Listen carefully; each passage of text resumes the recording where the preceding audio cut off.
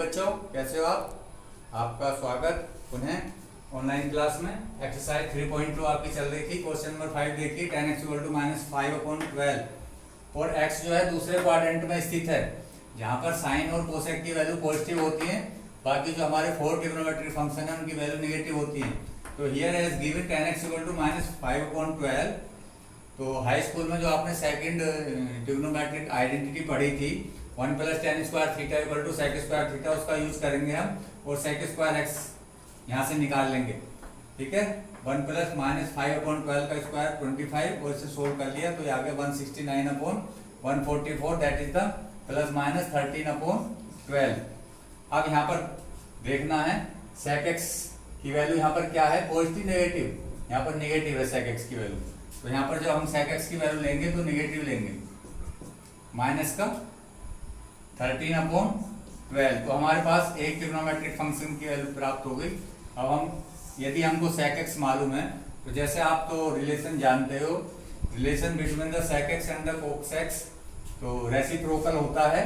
तो cos x = होता है 1/sec x और cos x = हो गया 1/ का 13/12।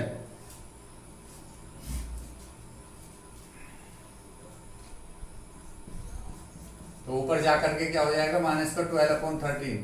तो cos x की वैल्यू ये आ गई बच्चों। तो दो वैल्यू निकल गई हमारे पास, cos x की और sec x की। अब हम क्या निकाल सकते हैं, यदि हमारे पास cos x है तो पहली आइडेंटिटी आपने पढ़ी है, वी नो दैट,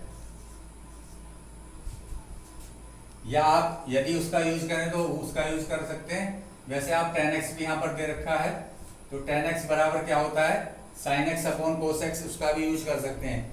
इसे आप दो टाइप से निकाल सकते हैं। We know that tan x =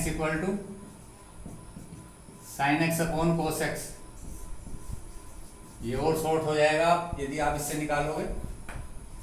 तो यहाँ पर आपको tan की वैल्यू भी मालूम है और sin की वैल्यू भी मालूम, cos की मालूम है, तो sin की आ जाएगी। Therefore sin x = tan x × cos x, दोनों की वैल्यू पुटअप कर दीजिए। tan x की वैल्यू -5/12, cos x की वैल्यू अभी आपने निकाली है -12/13। तो माइनस माइनस क्या हो गया प्लस, 12 से 12 कैंसिल, तो that is the 5/13। sin x की वैल्यू आपकी 5/13 है, चेक कर लीजिए। सेकंड क्वाड्रेंट में साइन की वैल्यू ऑलरेडी प्लस होती है तो यहाँ प्लस ही ली जाएगी। तो आपको जो है कितने रेशो प्राप्त हो गए, 3 प्राप्त हो गए। तो आपको 2 और निकालने हैं। जब आप साइन की वैल्यू निकाल ली तो फिर कोसेक की भी निकाल सकते हो आप। कोसेक = क्या होता है, 1/sin x, that is the 1/sin x। sin x की वैल्यू पुटअप कर दीजिए 5/13, दैट इज द 13/5। ये आपकी फंक्शन आ गया cos x। अब क्या बचता है आपके पास, कोट। तो कोट x = होता है बच्चों 1/tan x, और tan की वैल्यू आप रख दीजिए। tan की वैल्यू आपको दे रखी है -5/12, दैट इज द -12/5। 12/5 चेक कर लीजिए। सेकंड क्वाड्रेंट में कोट क्या होता है बच्चों, माइनस। कोट की वैल्यू माइनस आ गई, सेक की वैल्यू माइनस आ गई, कोस की वैल्यू माइनस आ गई। तो चेक हो गया, हमारे पास 5 ट्रिग्नोमेट्रिक फंक्शन आ गए, 1 2 3 4 5। तो ये बच्चों क्वेश्चन कंप्लीट हो गए। 5 क्वेश्चन थे आपके। अब अगला क्वेश्चन करते हैं। नेक्स्ट क्वेश्चन नंबर 6 देखिए, हमको वैल्यू याद करनी है साइन ऑफ 765। अब बड़े बड़े एंगल आएंगे आपके। आपको यदि याद हो ट्रिग्नोमेट्रिक फंक्शन जो हमने स्टार्ट किया था तो हमने आपको 2 चीजें बताई थी, साइन की 2nπ + x बराबर हमेशा क्या होता है, ये घूम करके एक चक्कर पूरा होने के बाद, जब हमने आपको ये बताया था एक चक्कर होने के बाद पुनः जो है फर्स्ट वाले क्वाड्रेंट में चला जाता है। जैसे एक चक्कर हुआ, फिर 2 चक्कर हुए, ठीक है, फिर 3 चक्कर हुए, इस तरह से हमने आपको बताया था। तो ये किस में चले जाते हैं, फर्स्ट क्वाड्रेंट में। तो that is the sine x, ये हमने आपको बताया था। ठीक इसी प्रकार से cos 2n पाई जब हम आपको डेफिनेशन बता रहे थे, plus x equal to cos x, तो यहाँ पर जो है 2 पाई के मल्टीपल कितने भी हो सकते हैं। यहाँ पर 1 हुआ था, यहाँ पर 2, यहाँ पर 3, यहाँ पर 4, ऐसे n भी हो सकते हैं। Where n belongs to z, n क्या था, एक पूर्णांक था। n का मान पॉजिटिव भी हो सकता है बच्चों, नेगेटिव भी हो सकता है। जब हम अपोजिट डायरेक्शन में चलते हैं, नेगेटिव डायरेक्शन में चलते हैं, तो माइनस आता है। ठीक है, तो इसी टाइप से आप कर सकते हैं। यदि मैं 2 पाई के स्थान पर यहाँ पर क्या लिख दूं, 360, 2 पाई के स्थान पर क्या लिख दूं, तो इस तरह से हम ऐसे भी कर सकते हैं, sine 360 multiply n plus x, उसकी वैल्यू भी वही आएगी साइन एक्स। तो यहाँ पर हमको डिग्री में दिया हुआ एंगल, तो इसके फैक्टर क्या करेंगे, इसको 360 के रूप में, इसके कितने गुणा होंगे 360 के रूप में, उसका एक तरीका है बच्चों, आप इसको 360 से डिवाइड कर लीजिए तो आपको पता लग जाएगा। यदि हम 360 से इसको डिवाइड करें तो कितनी बार जाएगा, 2 टाइम्स जाएगा, 725 और 4, इसका मतलब 2 चक्कर पूरे हो गए इसके, और हमारे पास कितने डिग्री एंगल बचता है, 45 डिग्री। तो हमने इसको इस तरह से ब्रेक कर लिया, इसके फैक्टर इस तरह से हो गए, 360 मल्टीप्लाई, यहाँ पर n के स्थान पर बच्चों क्या आ जाएगा, 2, और हमारे पास जो रिमाइंडर बचा है वो 45 डिग्री है। तो ये फॉर्मूला वही बन गया, sine 360 degree multiply n plus 35, that is equal to sine x, that is equal to sine 45। और आप इजीली जानते हो साइन 45 की वैल्यू, आपने तो हाई स्कूल में याद ही की हुई है, दैट इज द 1/√2। तो इसका आंसर बच्चों 1/√2 आ गया। ये क्वेश्चन नंबर 6 था। अब इससे आगे बढ़ते हैं, क्वेश्चन नंबर 7 आपकी बुक में दिया हुआ है, कोसेक माइनस 410, तो इसके जो है फैक्टर करने हैं आपने। कोसेक क्या आएंगे इसके फैक्टर, ये किसके 360 से यदि आप इसको डिवाइड करें,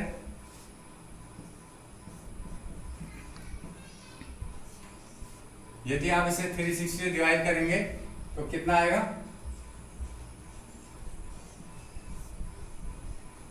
तो काफी बड़ा नंबर बच रहा है। इसका एक तरीका और हो सकता है,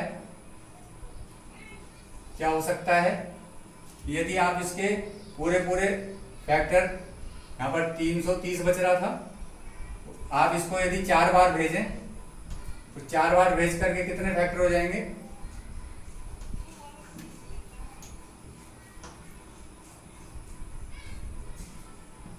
1440। तो ये थोड़ा सा आपको आइडिया लेना है कि यदि हम 440 लें, माइनस का 440, अब आप ये देख रहे हैं कि 440 में आप क्या कर सकते हैं, 30 डिग्री, तो हमको यही प्राप्त होगा। तो आप जो है यदि उससे आगे वाला रिवोल्यूशन लेंगे तो उसमें फिर आप प्लस करोगे, तो इसके फैक्टर इस तरह से हो जाएंगे, माइनस का 440 डिग्री प्लस 30 डिग्री, ऐसे भी आप कर सकते हो। यदि उसके नियर अबाउट आता है तो उससे बड़ा वाला नंबर लोगे आप, n की वैल्यू उससे बड़ी ले सकते हो, इसमें कोई दिक्कत नहीं है। तो ये बच्चों आ गया कोसेक। अब आप इसके पूरे कितने चक्कर गए थे, 4 चक्कर गए थे, 360 मल्टीप्लाई n हियर 4 माइनस का प्लस 30 डिग्री। तो इसमें आप कोई इसमें चिंता करने वाली बात नहीं है कि n का मान माइनस आ गया, क्योंकि हमने आपको बता रखा है n बिलोंग्स टू z, और z एक पूर्णांक है, वो पॉजिटिव भी हो सकता है, वो निगेटिव भी हो सकता है। इस बात को ध्यान से समझ लीजिए, माइनस आ गया है तो कोई बात नहीं, फिर भी आप कहां पर जाओगे, कौन से क्वाड्रेंट में जाओगे, वही फर्स्ट क्वाड्रेंट में आ जाओगे आप। कोसेक भी क्या होगा 30, कोसेक 30 के बराबर ही आएगा।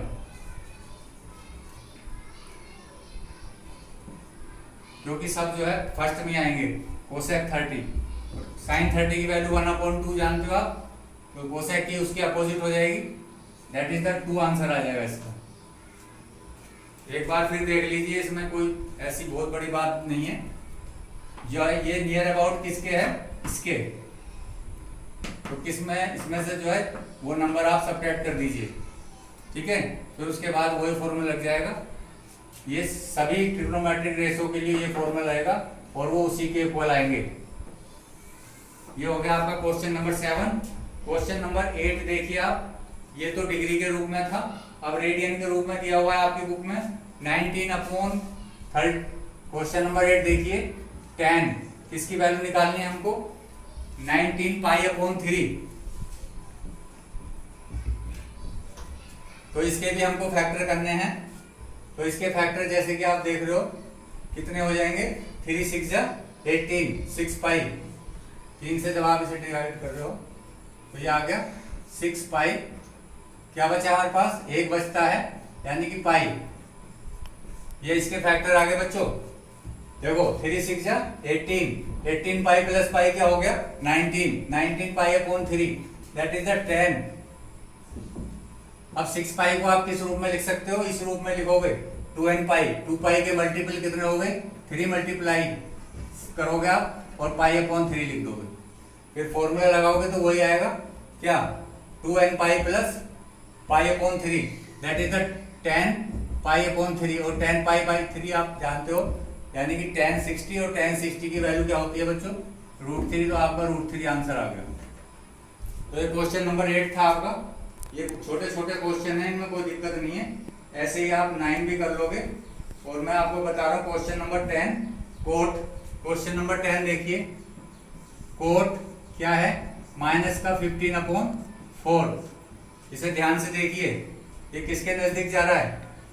यदि हम करेंगे 4 4 जा क्या होता है 16, पाई है यहाँ पर, तो इसके फैक्टर क्या हो जाएंगे, कोट माइनस 16 पाई प्लस π/4, क्या बचेगा, 4 चक्कर पूरे जाएंगे, 4π आएगा।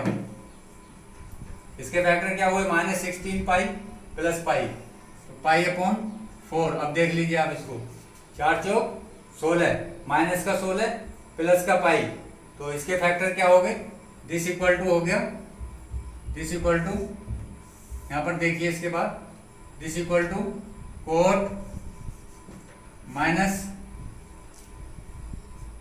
2π multiply -2 plus π/4 that is here n equal to क्या है -2। तो फर्स्ट क्वाड्रेंट में चला गया, तो हमें क्या प्राप्त हुआ, कोट π/4, और कोट π/4 की वैल्यू क्या होगी, जो 10π/4 की है, that is the 1 is the answer. ये थे आपके 10 क्वेश्चन, आप इन्हें कंप्लीट कर लीजिए। थैंक्स।